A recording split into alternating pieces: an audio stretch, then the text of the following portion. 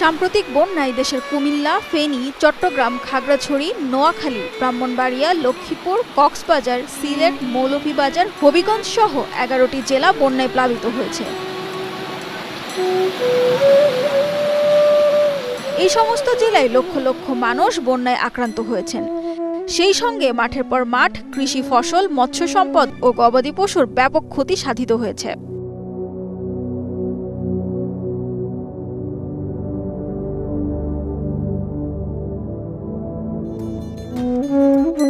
বৃষ্টি ও বন্যার কারণে এরই মধ্যে কোনো কোনো অঞ্চলে জলাবদ্ধতার সৃষ্টি হয়েছে এবং শত শত বিঘা জুড়ে পানির মধ্যে ডুবে আছে রোপণকৃত আউশ ও আমন ধান। ফলে কৃষক ভাইয়েরা তাদের রোপিত আউশ আমন ধান আধা পাকা অবস্থাতেই কেটে ঘরে তুলছেন।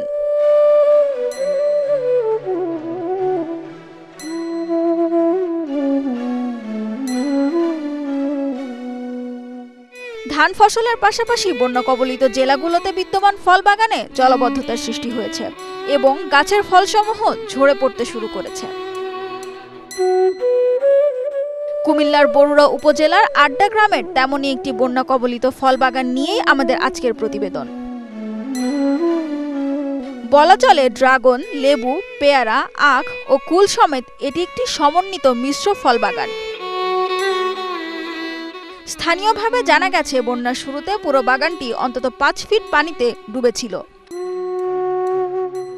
বন্যা কবলিত অঞ্চল থেকে ইতিমধ্যেই পানি নামতে শুরু করেছে। তবে গত সপ্তাহে আমরা সরেজমিনে এই প্রতিবেদন যখন ধারণ করি তখনও এই মিশ্র ফল বাগান জুড়ে ৩ থেকে ৪ ফুট পানি ছিল।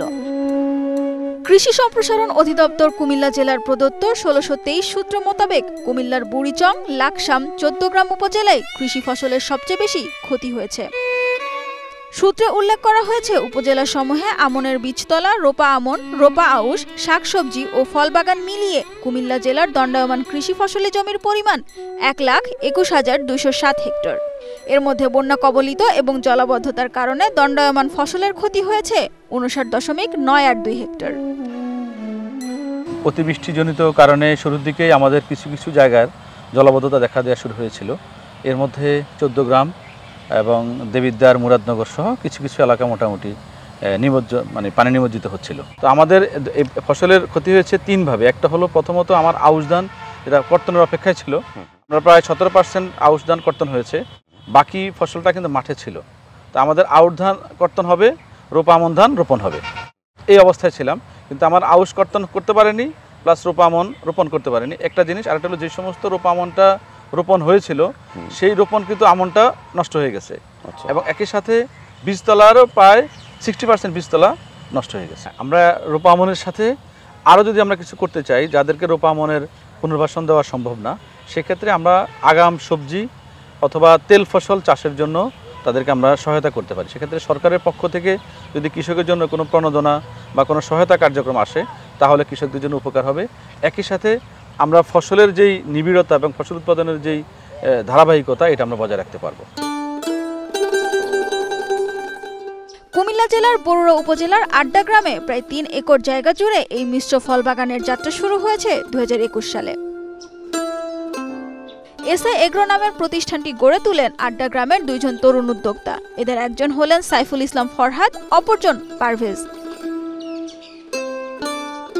ফরহাদ বাংলাদেশ সেনাবাহিনীর একজন সদস্য, পারভেজ এখনও ছাত্র।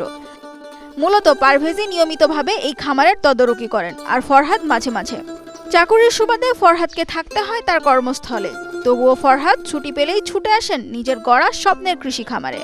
গেল ২ বছর ধরে বাগানে ড্রাগন, পেয়ারা, কুল, লেবু ইত্যাদি বিক্রি শুরু হয়েছে। গেল বছর এই খামার থেকে ফল বিক্রি করে পেয়েছেন ৭,৫০,০০০ টাকা। এবারে আরও বেশি পাবেন তেমনটি ধারণা ছিল তার, কিন্তু সেই স্বপ্ন ভেঙে গেছে পুরোপুরি। সাম্প্রতিক বন্যায় ফরহাদ পারভেজের ফল বাগানের চিত্রটি পাল্টে গেছে। ১৯ আগস্ট প্রবল বর্ষণ শুরু হলে ফেনীর ভয়াবহ বন্যার কথা শুনে ফরহাদ কর্মস্থল থেকে আজ করতে পেরেছিলেন তার স্বপ্নের কৃষি খামার না জানি বন্যায় তলিয়ে যায়। হলোও তাই। কর্মস্থল থেকে ছুটি নিয়ে ফরহাদ ছুটে এলেন বাগান দেখতে। বাড়িতে না ঢুকে সোজা খামারে। তারপর যে দৃশ্য তা সত্যিই নির্মম।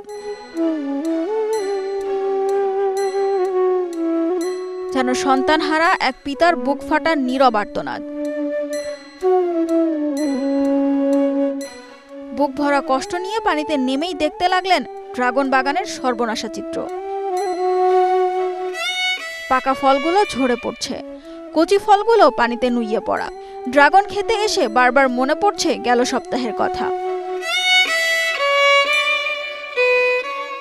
গেল সপ্তাহে এই বাগান থেকে ৭০,০০০ টাকার ড্রাগন বিক্রি করেছেন।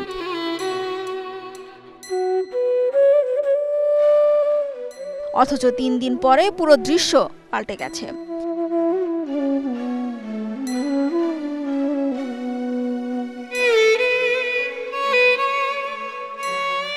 এসব চিত্র দেখে নির্বাক সাইফুল ইসলাম ফরহাদ।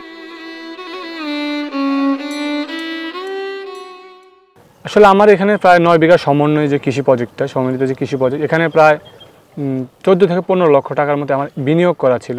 সেক্ষেত্রে এটা পুরাটাই বলা যায় এখন আমার ক্ষতির মুখে আমি। তো যেখানে প্রফিট মার্জিনটা সেখানে আমি প্রায় প্রতি বছরই এখান থেকে প্রায় ১০ থেকে ১২ লক্ষ টাকা নেক্সট ইয়ার থেকে হয়তো আমি এটা আশা করতেছিলাম এখান থেকে। যেমন আমার এখানে প্রতি মাসে ৬০ থেকে ৭০,০০০ টাকার মতো এখানে ইনকাম আসা শুরু হয়েছিল। যেহেতু আমার সবগুলো প্রজেক্টই নতুন, কিছু কিছু প্রজেক্ট রানিং করার সময় শুরু হয়ে গেছিলো, কিন্তু এই মুহূর্তে আমার প্রাকৃতিক দুর্যোগের কারণে আমার আজ সব কিছু ক্ষতির মুখ। ফসল রক্ষার পরামর্শের জন্য ছুটে বেড়াচ্ছেন কৃষি অফিসে। কৃষি কর্মকর্তাদের নিয়ে এসে দেখাচ্ছেন বাগানের বর্তমান চিত্র। ফরহাদ, আপনি একটু বলেন যে আপনার বাগানের এই অবস্থাটা কতদিন থেকে? আজকে এখানে প্রায় ৫-৭ দিন যাবত এখানে পানিটা আবদ্ধ হয়ে গেছে আমাদের এই পানিতে। এটা তো বৃষ্টির পানি নাকি মূলত? বৃষ্টির পানি আর হলো কিছুটা যে পাহাড়ি যে ইন্ডিয়ার ঢল যেটা বলি আমরা আর কি, ওই পানিটা হচ্ছে এই কারণে আর কি পানি, এই কারণে এই অবস্থা হয়েছে না। তো এখন আমাদের যেটা পরামর্শ হচ্ছে আপনার প্রতি, যে আপনি পানি নেমে যাওয়ার পরে, হ্যাঁ, পানি এখন থাকা অবস্থায় প্লাস পানি নেমে যাওয়ার পরে গাছের গোড়ার কাছে যাওয়া যাবে না, কোনো কিছুই এই মুহূর্তে করার দরকার নাই। পানি পুরোপুরি নেমে যাওয়ার পরে যেটা আপনি করবেন, যে একটা যেহেতু অনেক দিন পানি ছিল, এখানে গাছের সাথে অনেক মাটি লেগে থাকবে, এটাকে একটু পরিষ্কার পানি দিয়ে আপনি সেচ দিয়ে দেবেন, হ্যাঁ, যাতে গাছ থেকে মাটিটা বা অন্যান্য যেগুলো থাকে ওগুলো যাতে মাটি বাহিরে চলে যায়।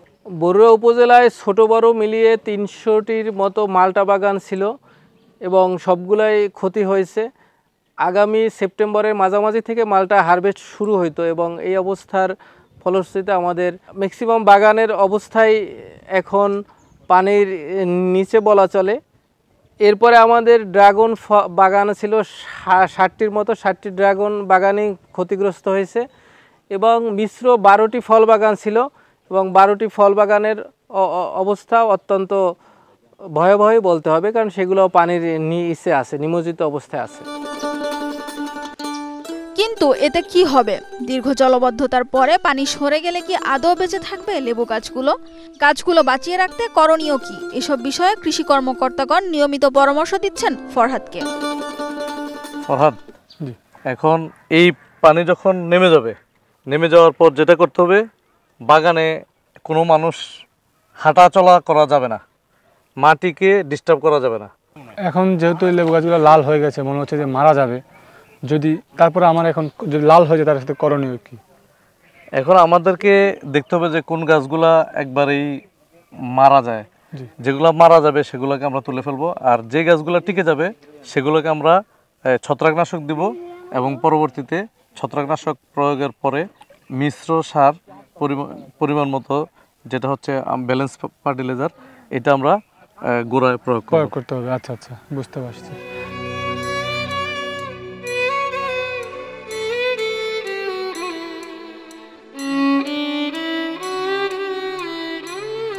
এটা হলো আমার ব্ল্যাক ফিলিপাইনি আখ, যেটা বাংলাদেশে একটা নতুন উদ্ভাবিত, যেটা বাংলাদেশে ফিলিপাইন থেকে বা জাতটা অনেক সংগ্রহ করেছিলাম যে ইম্পোর্টার কাছ থেকে। এই জাতটা আমি ২০০ জায়গাতে পরীক্ষামূলকভাবে করেছিলাম এবং আমি যারা আখ চাষি যারা আছে তাদেরকে এই জাতটা ছড়িয়ে দিয়েছিলাম। কিন্তু এই জাতটাও আজকে আমার নতুন একটা জাত, আমার আজকে বন্যার পানিতে ক্ষতিগ্রস্ত, গাছগুলো প্রায় নষ্টের পথে এখন আমার নতুন জাতটি। যেটা সবচেয়ে বেশি হয়েছে যেটা ড্রাগনের যেহেতু একটু পচন, গাছটা হলো ক্যাকটাস জাতীয় গাছ, মরুর দেশের গাছ। এই গাছটার কারণে অল্পতে গাছটাতে পচন ধরে গেছে, অল্প দিনে পানি হলেই গাছে পচন ধরে যায়।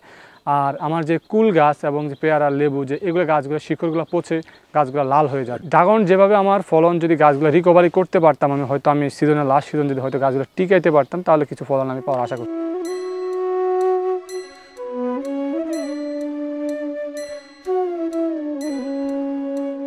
এদিকে ড্রাগন গাছগুলো দাঁড়াবে কিনা কিংবা শিকড় থেকে কুশি গজাবে কিনা এ প্রশ্ন মাথায় ঘুরপাক খাচ্ছে ফরহাদের। যে পরামর্শটা নিয়েছি সেটা হলো যে কৃষি বিভাগ যেটা আমাকে বলছে বন্যা প্রকল্পে যে পানিগুলো সরে যাওয়ার পরে গাছগুলোকে যে ময়লা যে মাটি আটকে থাকবে গাছগুলো সেচ দিয়ে পরিষ্কার করার জন্য, তারপরে যখন মাটিটা শুকিয়ে যাবে পানিটা সরে যাওয়ার পরে গাছের ছত্রাকনাশক ব্যবহার করতে হবে। আমি মনে করতেছি যদি এভাবে যদি ওয়েদারটা এরকম ভালো থাকে তাহলে হয়তো দেখা যায় কম করে 10 দিন সময় আমাদের এই পানিগুলো সরার জন্য লাগবে। কারণ যেহেতু আমাদের এই খালগুলা খনন করা না, এগুলো ভরাট করা, আমাদের এই খালগুলো প্রায় আজকে 10 বছরের মতো কোনোভাবে খনন করা হচ্ছে না। যদি এই খালটা খনন করা থাকতো তাহলে এখানে 4 থেকে 5 দিনের ভিতরে পানিগুলো সরে যেত। আর অল্প কিছু বৃষ্টি হলে আমাদের খালগুলো ভরাট হয়ে যায়, পানিগুলো সরতে পারে না, জলাবদ্ধতা দেখা যায়।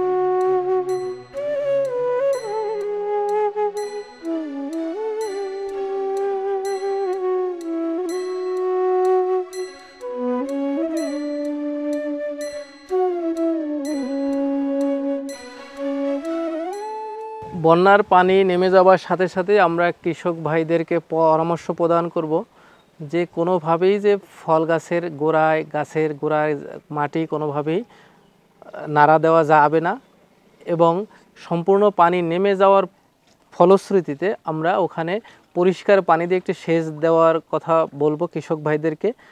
এবং এখানে যে মরা এবং পচা যে ডালপালাগুলো থাকবে এগুলো কেটে ফেলবে এবং সেখানে বর্জ্য পেস্ট লাগিয়ে দেবে। এছাড়াও যে কার্বেন্ডাজিম গ্রুপের ছত্রাকনাশক এটা স্প্রে করে দিবে, এবং এর ফলশ্রুতিতে আরও 2-3 দিন বা 3-4 দিন পরে একটু ম্যাগনেসিয়াম এবং কপার এটা আমরা গাছে স্প্রে করে দেওয়ার জন্য কৃষক ভাইদেরকে বলবো, যাতে গাছটা পূর্বের অবস্থায় ফিরে আসে। ড্রাগন বাগানের এখনো অবস্থায় কৃষি বিভাগও এ নিশ্চয়তা দিতে পারছেন না সঠিকভাবে। কারণ ড্রাগন হলো বাংলাদেশে একটি নতুন ফসল। মাত্র কয়েক বছর হলো বাংলাদেশে ড্রাগন চাষ শুরু হয়েছে, কিন্তু এরকম বন্যার কবলে কখনো পড়েনি বাংলাদেশের ড্রাগন। পরামর্শ বিভিন্ন ইন্টারনেট থেকে যে পরামর্শগুলো একটা ছোটো ভাইকে দেওয়া হয়, এবং মাঠ পর্যায়ে ফিল্ড পর্যায়ে আমার ছোটো ভাই কাজ করে বেশিরভাগই। আর আমার হলো এখানে আমি যখন ছুটিতে থাকি বাড়িতে আসি তখনই আমি এই ফুল টাইম বাগানের সময় দিই।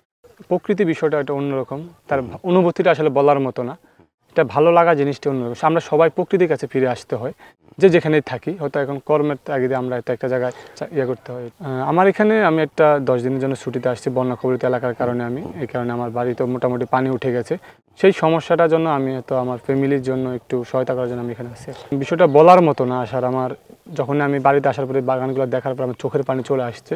কারণ আমাদের মতো তরুণদের এটা একটা স্বপ্ন থাকে। হ্যাঁ, আমার যেহেতু নিজের পর্যায়ে আমি নিজেও কাজ করি, আমার লেবাররাও কাজ করে, আমার ছোটো ভাই তো এখানে সবসময় সময় দেয়।